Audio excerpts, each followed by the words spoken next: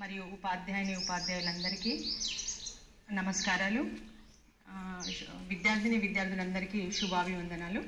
So ఈరోజు ప్రత్యేకత voters day.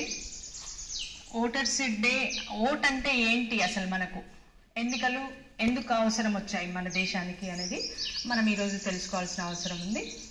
Vote అంటే మనం మన అభిప్రాయాన్ని వ్యక్తపరచటం. హ్యాండ్ రైజ్ అయినా చేసి వ్యక్తపరచవచ్చు, లేదు అంటే బ్యాలెట్ పేపర్ మీద అయినా కూడా మనం వ్యక్తపరచవచ్చు. మరి ఎన్నికలు ఎందుకు అవసరం అయ్యాయి అంటే, ముందు మనకు డైనెస్టీ సిస్టమ్ ఉండేది. డైనెస్టీ సిస్టమ్ అంటే రాజులు చక్రవర్తులు మాత్రమే పరిపాలించేవాళ్ళు. తర్వాత ఎప్పటికీ కూడా రాజులు పరిపాలకులుగానే ఉండేవాళ్ళు, ప్రజలుగానే ఉండేవాళ్ళు. తర్వాత బ్రిటిష్ ప్రభుత్వం వచ్చింది. తర్వాత బానిసత్వం మీద వాళ్ళు పరిపాలన చేయడం జరిగింది.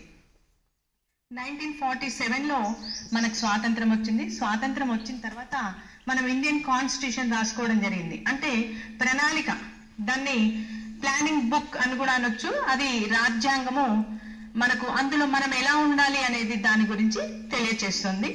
తర్వాత ప్రజాస్వామ్య ప్రభుత్వం ఏర్పరచుకున్నాము. ప్రజాస్వామ్య ప్రభుత్వం అంటే డెమోక్రసీ ఏంటి, the government of the people, by the people, for the people.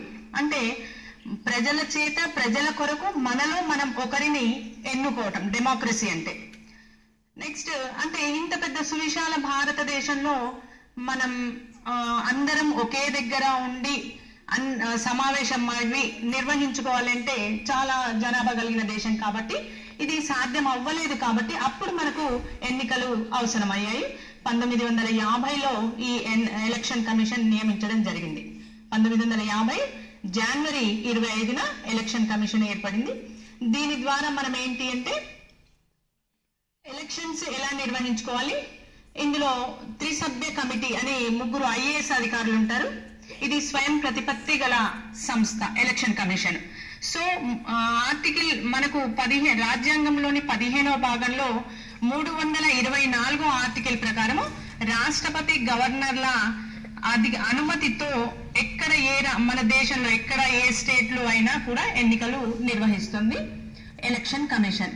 మరి ఈ ఎలక్షన్ కమిషన్ యొక్క ముఖ్య ఉద్దేశం ఏంటి అంటే ఓటర్లను చైతన్యపరచాలి. నెక్స్ట్ సజావుగా ఎలక్షన్స్ నిర్వహించాలి. అంటే పీస్ఫుల్ గా, ఎక్కడ నిష్పక్షపాతంగా, ఎక్కడ ఎలాంటివి జరగకుండా నిష్పక్షపాతంగా ఓటు జరగాలి. అయితే 2010లో ఎలక్షన్ కమిషన్ 60 సంవత్సరాలు పూర్తి చేసుకున్న సందర్భంగా వజ్రోత్సవాలు జరుపుకుని 2011లో జనవరి 25న తొలి ఓటర్ల డే అని జరుపుకోవటం జరిగింది, ప్రకటన చేయటం జరిగింది. అప్పటి నుండి మనము ప్రతి సంవత్సరం జనవరి 25న ఓటర్ల డేగా జరుపుకుంటూ ఉన్నాము. తర్వాత రాజ్యాంగము మనకు 326వ ఆర్టికల్ ప్రకారము ఓటు హక్కు 18 సంవత్సరాలు నిండిన ప్రతి పౌరుడికి ఓటు హక్కు ఇచ్చింది. సో మనకు స్వాతంత్రం వచ్చిన కొత్తలో ఏంటి అంటే 21 సంవత్సరాలకు ఉండేది ఓటు హక్కు అనేది, 25 సంవత్సరాలకు.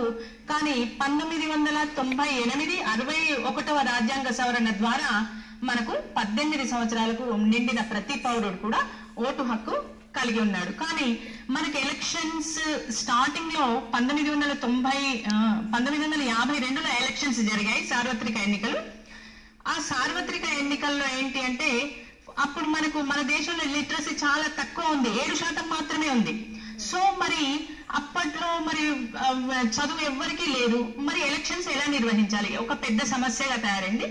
ఆ తర్వాత వాళ్ళు లేదు, క్యాండిడేట్ పక్కన ఒక గుర్తు కేటాయించాలి పార్టీకి అని అనుకోవడం జరిగింది. తర్వాత ఎన్ని బాక్సులు ఉంటే ఎంత మంది నిలబడితే అంతమంది బాక్సులకు అంతమంది గుర్తులు పెట్టేవాళ్ళు. సో అక్కడి నుండి మళ్ళీ ప్రైవసీ ఉండట్లేదు ఓటుకి అని వాళ్ళు తీసుకొచ్చి ఓటు ఏ బాక్స్ లో వేశారు అనేది ఆటోమేటిక్ గా తెలిసిపోతుంది. సో ఈ పద్ధతి కూడా కరెక్ట్ కాదు. కాబట్టి మొత్తం అన్ని ఓట్లకు ఒకటే బ్యాలెట్ బాక్స్ ఉండాలి అనే ఉద్దేశంతో ఒకటే బ్యాలెట్ బాక్స్ పెట్టడం జరిగింది. తర్వాత లింగ వివక్షత లేకుండా, ఎవరికి కూడా కుల, మత, భేద, వర్గ, లింగ లేకుండా అందరికీ కూడా మనకు ఓటు హక్కు లభించింది. కానీ కొన్ని దేశాల్లో ఏంటి అంటే ఓటు హక్కు అందరికీ లభించలేదు. అంటే ఆడవాళ్ళకు ఓటు హక్కు లభించలేదు.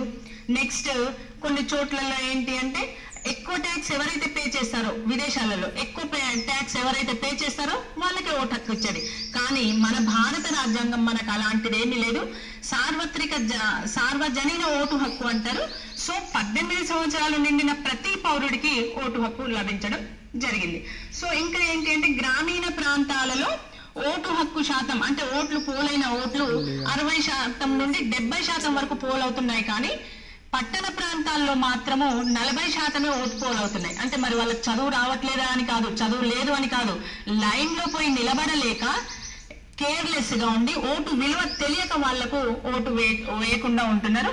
సో అలా జరగకుండా ప్రతి పౌరుడు తన ఓటు హక్కును వినియోగించుకోవాలి. కానీ రాను మన భారతదేశంలో ఎలా తయారయ్యారు అంటే భారతదేశ భవిష్యత్తు మీద ఆశ లేదు, ఎవరికి ఆలోచన లేదు. నెక్స్ట్ దేశ భవిష్యత్తు సమాజం గురించి కూడా వాళ్ళకు ఆలోచన కలగట్లేదు. మన ఓటుని దుర్వినియోగం చేసుకుంటున్నాము. అలాంటి దుర్వినియోగాలకు పాల్పడవద్దు. ఒకవేళ అలాంటి దుర్వినియోగానికి పాల్పడుతున్నట్లు మీకు ఎవరికైనా తెలిస్తే అందుకనే 1950 అనే నంబర్ మీకు ఇవ్వడం జరిగింది. ఆ నంబర్ ద్వారా మీరు కంప్లైంట్ చేయొచ్చు. నెక్స్ట్ మీరు మరి ఇదంతా మాట ఎందుకు చెప్తుంది మేడం అని మీరు అనుకోవద్దు. మీరందరూ మొబిలైజ్ చేయాల్సిన అవసరం ఎవరికి ఉంది అంటే మీ పేరెంట్స్ కి, మీ నైబర్స్ కి మీరు మొబిలైజ్ చేయాలి. మీరు ఈ రోజు విద్యార్థులే రేపటి ఉత్తమ పౌరులు అవుతారు. కాబట్టి మీరు ఇలాంటి ప్రలోభాలకు లోను కాకుండా మీరు మీ ఓటు హక్కును స్వేచ్ఛగా పోయి వినియోగించుకుంటారు అని భవిష్యత్తులో మీరు మన దేశానికి అసలు చదువుకున్న యువత చాలా అవసరం ఉంది. కాబట్టి మరి మీరు చదువుకున్న వాళ్ళు రాజకీయాలలో వస్తే కూడా ఇంకా చాలా బాగుపడుతుంది. అందరూ మీ ఓటును మీరు స్వేచ్ఛగా వినియోగించుకుంటారని, మీ పేరెంట్స్ కి మొబిలైజ్ చేస్తారని ఆశిస్తూ నాకు ఈ అవకాశం ఇచ్చిన మేడంకి ధన్యవాదాలు. ఓటర్స్ సందర్భంగా ఒక చిన్న స్కిట్ నేను తయారు చేయించిన, కానీ ఇంకా చాలా పెద్దగా ఉంది అది. కానీ పిల్లలు మాత్రము పెద్దగా ఉంది మేడం నేను చెయ్యలేను అని అన్నారు. సరే చేసినంత వరకు ఎక్కడో ఒక దగ్గర కన్ఫ్యూజన్ చేసేసిన మరి ఆ స్కిట్ చేస్తానని ఆశిస్తూ రండమ్మా.